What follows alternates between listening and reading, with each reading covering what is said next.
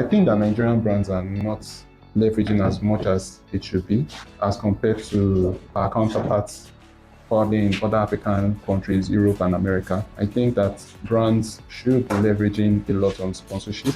There have been opportunities for brands to be able to co-create, right? But that's not actually happening. Brands are actually working in isolations, which collaboration would have helped in, building a stronger ecosystem for all the brands. In terms of sponsorship, we find that only a few brands have that financial muscle or financial power to be able to drive sponsorship. So when it comes to spaces where you see sponsorship drive, for example, in the spaces like football, you'll find that it's the telecom brands, the big telecom brands that are pushing that, or a technology brand that is pushing that, as opposed to what niche spaces should small brands within the FMCG spaces or small technology brands would be able to leverage, right? I'll use a case in point again for football.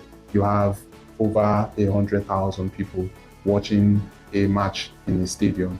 It means that you have visibility, direct visibility to 100,000 people. You have people wearing jerseys, which over 1 million people are watching the match.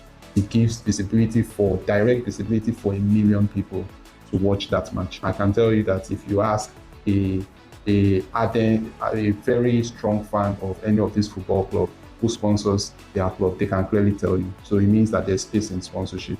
But brands are actually really not leveraging because they have not been able to create opportunities for return on investment. So I think that that's one of the challenges that the brands are currently facing. It's not been measurable. Another part is being able to actually leverage sponsorship. So it goes beyond just sponsoring a particular organization or event or activity. What is the plan to actually leverage that sponsorship? So even if you say you sign a football player who becomes your brand ambassador, how exactly have you been able to leverage that football? First, critical for us within Connect Marketing is to look at what the sponsorship entails, to look at what the past records of that activity is. So let's say we're sponsoring an event. How many people attended the event last year? What are the types of people that have come for that event last year? What are the things that we now need to create based on the audience that you're looking at? So last year is gone. This year is a new year.